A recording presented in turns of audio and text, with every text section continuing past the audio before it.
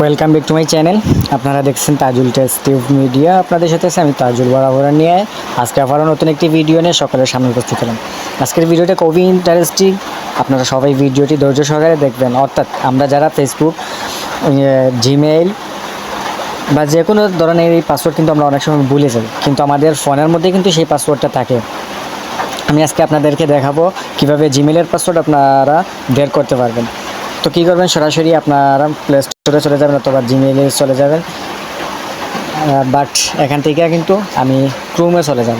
এই ক্রোম অ্যাপসটি এখান থেকে ওপেন করলাম। ক্রোম অ্যাপসটি এখান থেকে ওপেন করার পর এই জায়গা থেকে উপরে যে একটি অপশন দেখতে পারবেন, 3 ডট নামে যে একটি অপশন রয়েছে, এই 3 ডটের উপরে একটা ট্যাপ দিয়ে দিবেন। তারপর এখান থেকে যে সেটিংস একটি আইকন রয়েছে, এই সেটিংস আইকনের উপরে একটা ট্যাপ দিয়ে দিবেন। তারপর এখান থেকে এই যে আরেকটি অপশন রয়েছে দেখুন, Google password manager, Google password manager, এর উপরে একটা ট্যাপ দিয়ে দিবেন।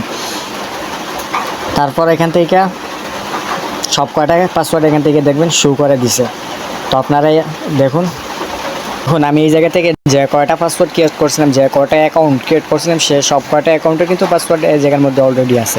এইভাবে আপনারা যখন আপনাদের ফেসবুক লগ ইন করবেন বা টিউটর লগ ইন করবেন বা যে কোনো, আমি সিম্পলি এই জায়গা থেকে ধরুন একটা টিউটর আমি থাম্বনেলে কিন্তু দিয়েছি, কিন্তু জিমেইলের পাসওয়ার্ড কীভাবে আপনারা দেখতে পারবেন, ঠিক সিম্পলি এইভাবেই কিন্তু আপনারা পাসওয়ার্ডটি দেখতে পারবেন।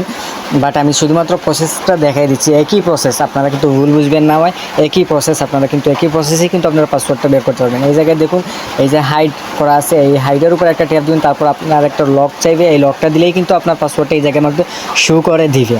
আশা করি ভিডিওটি আপনারা বুঝতে পারছেন। যদি আমার ভিডিওটি ভালো লেগে থাকে তাহলে অবশ্যই আমার চ্যানেলটি সাবস্ক্রাইব করে রাখবেন এবং পাশে থাকা বেল আইকনটি বাজিয়ে রাখবেন। দেখা হবে পরবর্তীতে নতুন কোনো ভিডিওতে। এখন সবাই ভালো থাকবেন, সুস্থ থাকবেন। আল্লাহ হাফিজ।